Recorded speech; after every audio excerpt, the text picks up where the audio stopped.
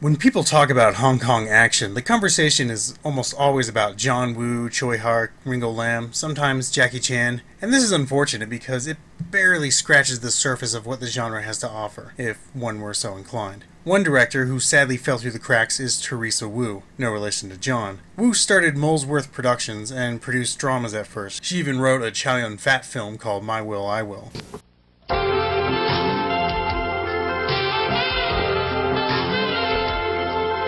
Having forged a decent relationship with Chow, she was able to get him to appear in her debut film as a director, The Missed Date, right before he exploded in popularity with A Better Tomorrow later that same year. The Missed Date starts a trend with Teresa Woo as a director, wherein her focus is on female characters, often in a loveless life. And it's with her follow-up film, Life is a Moment, that we see Woo's ambitions as a director. A time-travel romance story, Life is a Moment is like if you made The Terminator for a fraction of the budget, cut out all the killer cyborg stuff, but wanted to throw in a little Blade Runner-esque imagery. Teresa Woo is like James Cameron with severe technical limitations. But those limitations aside, Woo showcases here an ability to transform the mundane, like going for a drive in a car, into a heart-pumping visual spectacle.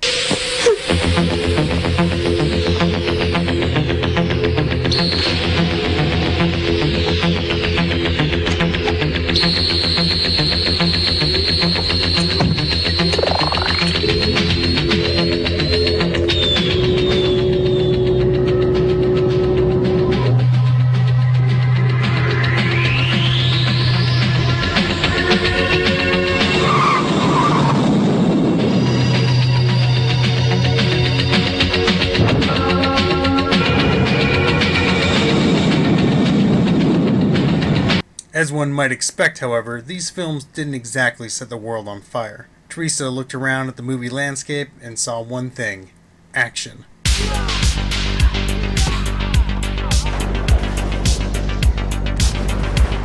This is during the great Hong Kong action explosion.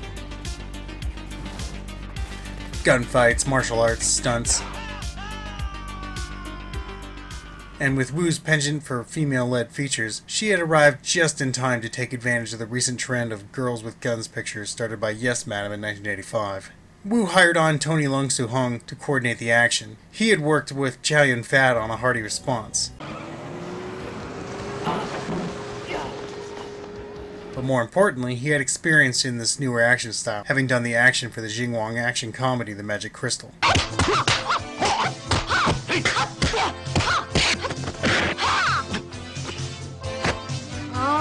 That's it. She also hired on Lai Kai-ming, who'd been assistant director on the Michelle Yeoh-led Royal Warriors.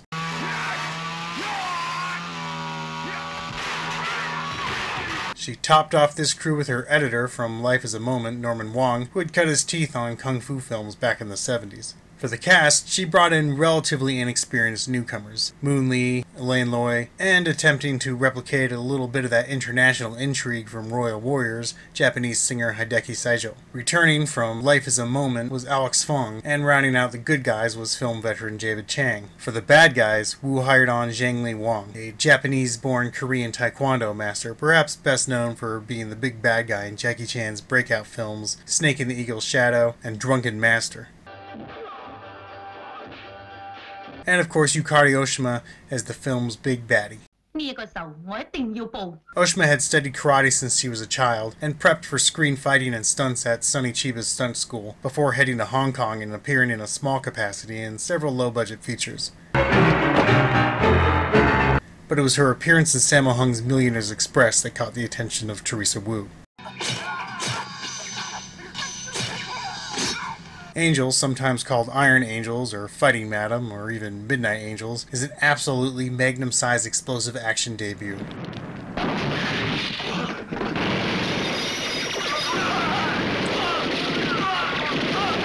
The movie opens quietly with the soft hum of the film's synthesized soundtrack over a beautiful green stretch of farmland.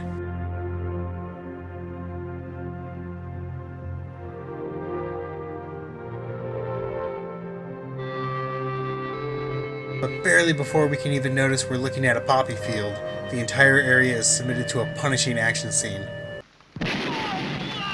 A military squad opens fire and the farmers flee. Men guarding the drug crop begin fighting back, but they are no match for the Force. Grenades, assault rifles, and swarms of soldiers push forward, and before long, flamethrowers engulf the fields in flickering orange fire.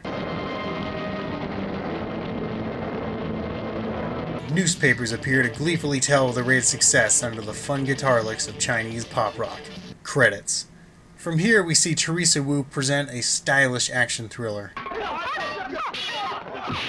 Slow motion and effective action cutting help display not only quality action set pieces, but the blinding chaos of it all.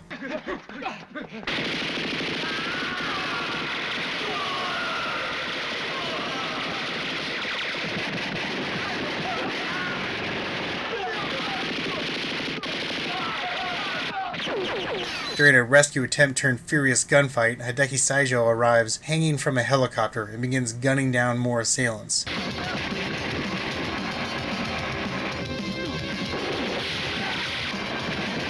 This movie is absolutely gonzo. And I mean like samurai sword-wielding biker assassins gonzo.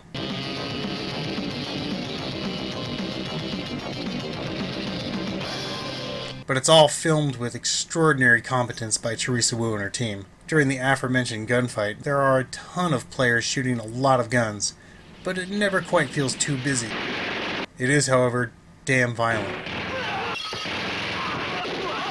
And I think that's part of the point. There were a lot of action movies out there at the time, but Woo made it look like these girls could give and get better than any of their male contemporaries. Moon Lee might just be one of the most adorable women to have ever graced the silver screen, and so Woo puts her in one of the most brutal, bone-crunching fights I have ever watched.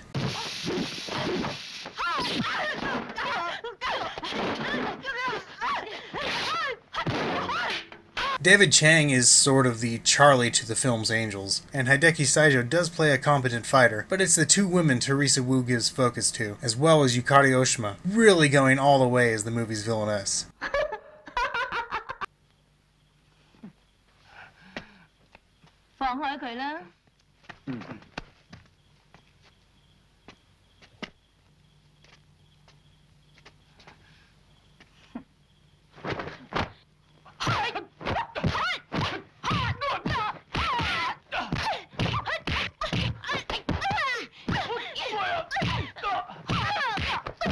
Alex Fong, who enters the film a confident show-off, becomes the film's damsel in distress. Saijo gets put out of commission towards the end, leaving our two women to take on the bad guys on their own. It's a nice switch. Even in Yes Madam, our female leads were sidelined in the plot in favor of the comic relief. Now, that's not to say Angel is without flaws. For one, the script has some confusion wrapped into its narrative. It's built as a mystery, but certainly not a satisfactory one. In the comedy, like a lot of Hong Kong films at the time, plays it very broad. The movie literally ends on a banana peel slip. But those gripes are minor. The action is so fast, so intense, and so blindingly explosive. I can only sit back in awe. The movie was a success and helped keep the Girls with Guns subgenre going and kickstarted the careers of Moon Lee, Elaine Loy, and Yukari Oshima. Sadly, this was not the case for Teresa Woo. Molesworth Productions put out Ghost in the House, a fairly well-received comedy, the next year, but Woo found herself stuck making sequels to Angel, to ever-decreasing returns, until she simply withdrew from the film industry altogether. It's too bad. I think Teresa Woo could have had a very interesting career. She clearly understood cinema and excelled at action. Oh well, we'll always have this gem. And with that, I leave you with Elaine Loy throwing an assailant on a grenade.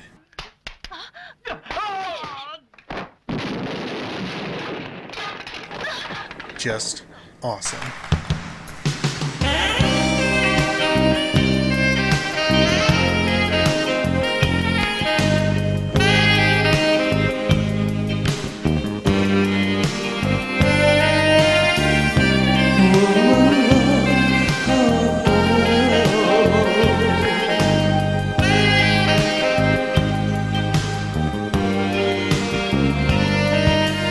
Kain, a.k.a.